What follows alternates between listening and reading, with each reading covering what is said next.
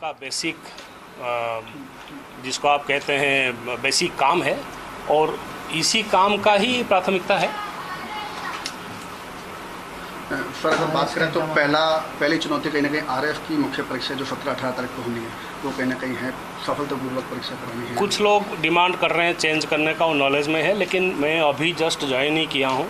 इस इशू के बाकी जो पहलू हैं वो ना तो मेरे ध्यान में है ना मैंने चेक किया, उस पर अभी मैं कोई कमेंट नहीं कर पाऊँगा कि इस पर क्या होगा क्या नहीं होगा। सर कई परीक्षा लीक जैसे मामले जो है वो सामने आते हैं। डीजीपी रहते हुए एफआईटी का गठन हुआ था और आपने बारीकी से उनको देखा भी है, तो कहीं ना कहीं अब और भी फायदा होगा उन जांचों के अंदर और आपको जानकारी भी ज़्यादा है उन चीज़ों की, तो किस तरीके से? नहीं, एसआईटी के द्वारा जो विभिन्न परीक्षाओं में माल प्रैक्टिसेस की इन्वेस्टिगेशन हुए और उस इन्वेस्टिगेशन में किस प्रकार से किस तरीके से गलत रास्ता लोगों ने अपनाया उसकी जानकारी मुझे है। ये बात सही है, उसका नॉलेज है और कोशिश होगी उस नॉलेज को ध्यान में रखते हुए आगे परीक्षाएं में कोई दिक्कत परेशानी नहीं आए उसकी प्रयास करेंगे। सर यूपीएससी एक बड़ी संस्था है और बाकी पीएससी वहाँ का कैलेंडर बिल्कुल एक्यूरेट होता है, हमारा भी कैलेंडर है, लेकिन चूँकि वहाँ आप देखिए कि इंटरव्यूज़ वगैरह जल्दी होते हैं, यहाँ बहुत लंबे लंबे किस्ते हैं, इसको आप किस तरह से? एक्चुअली देखिए, दोनों किसी भी काम को करने के लिए आपको एक बेसिक मिनिमम रिसोर्सेज की रिक्वायरमेंट रहती है कि अब यूपीएससी के पास क्या रिसोर्सेज है, उनके पास क्या व्यवस्था है, क्या सिस्टम है और यहाँ क्या है। मैं अभी जस्ट पहुँचा ही हूँ, कमेंट नहीं कर पाऊँगा, बट यूपीएससी का जैसे आप बता रहे हैं कि टाइम टेबल के अनुसार और समय से चीज़ें पूरी होती है, वो आइडियल सिचुएशन है, होना चाहिए, इसमें कोई दोहराए तो है नहीं।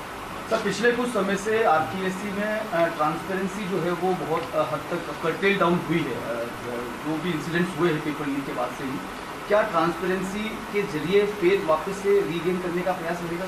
देखिए, ट्रांसपेरेंसी का जो परीक्षा कंडक्ट कराने का जो व्यवस्था है वो ऐसी एक व्यवस्था है कि उसमें से कई सारे चीज़ों को आपको गोपनीय रखना ही पड़ेगा, परंतु तरीका ऐसी होनी चाहिए उसमें लोगों के परीक्षा देने वाले कॉम्पिटिटिव यूथ के उनकी भरोसा होना चाहिए कि नहीं, जो प्रक्रिया चल रही है उस प्रक्रिया सही चल रही है और सभी को बराबर की दृष्टि से देखती है, तो फिर आगे कोई दिक्कत नहीं है उसमें।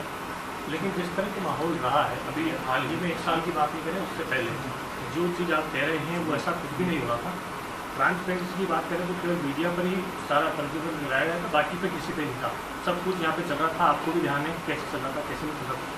अब उसको रोकने के लिए इस तरह के कदम उठाने, देखिए क्या नवाचार आप समस्या क्या है और हर समस्या का कोई ना कोई समाधान का तरीका ढूंढने की आवश्यकता है।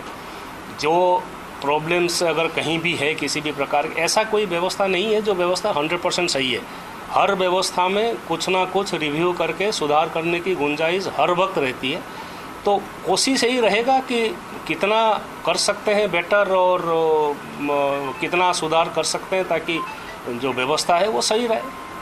जो समय आपको मिलेगा जैसा कि आप आए हैं वो अब, क्योंकि समय भी आपके पास 1 साल है, हाँ कम रहेगा, अब जितना आप 1 साल में क्या ऐसा कर सकेंगे? आज तो देखिए, आज तो समझने में भी समय लगेगा, आपको लगता है? बिल्कुल सही है, बिकॉज बिल्कुल ही अलग प्रकार के इंस्टीट्यूशन है, अलग प्रकार के काम है, अलग प्रकार के प्रक्रिया है, समझने के भी टाइम लगेगा और काम करने के लिए भी समय चाहिए, ये भी साफ बात सही है। बट जितना समय राज्य सरकार की तरफ से मुझे मिला है उसमें जितना बेस्ट कर सकता हूँ वही प्रयास करूँगा।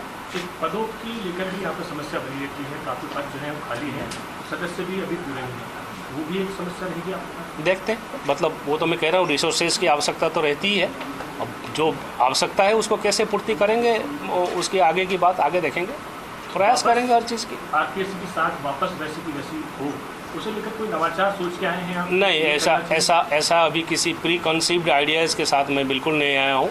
व्यवस्था देख के समझ के जो चाहिए उसको अनुसार काम करूँगा। Thank you, thank you, thank you.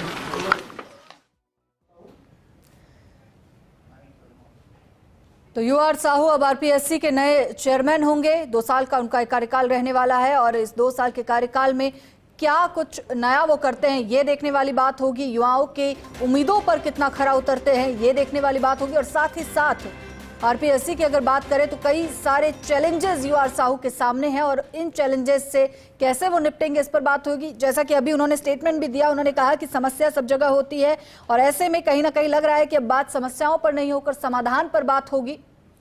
तो 1988 बैच के आईपीएस है उत्कल रंजन साहू, जो कि अब आरपीएससी के नए चेयरमैन होंगे।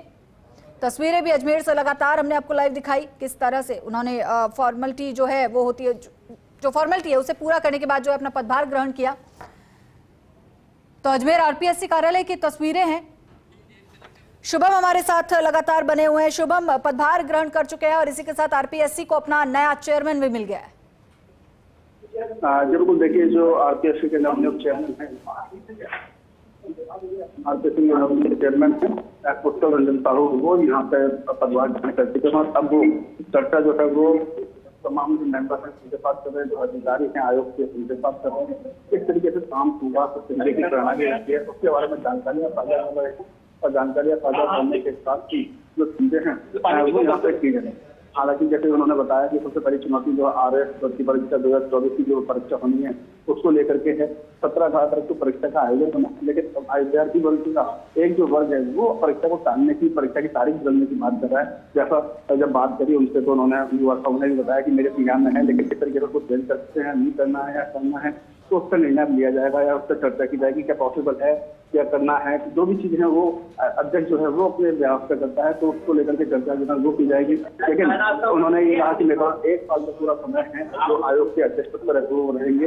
1 साल का अगर उनके पास समय है तो समय को किस तरीके से किस तरीके से नवाचार करेंगे, क्योंकि आयोग के अंदर तमाम अध्यक्ष जो आते हैं वो अपनी अपनी कार्यप्रणाली को जो है वो अलग से यहाँ पर रखते हैं। कुछ नवाचार जो कोई ऐसे काम हुए जाते हैं कि कोई ना कहीं जो काम है वो बड़ा अपने आप में रह जाता है, अपने आप के नाम जो है वो हो जाता है। बिल्कुल शुभम, तो अब एक नए सिरे से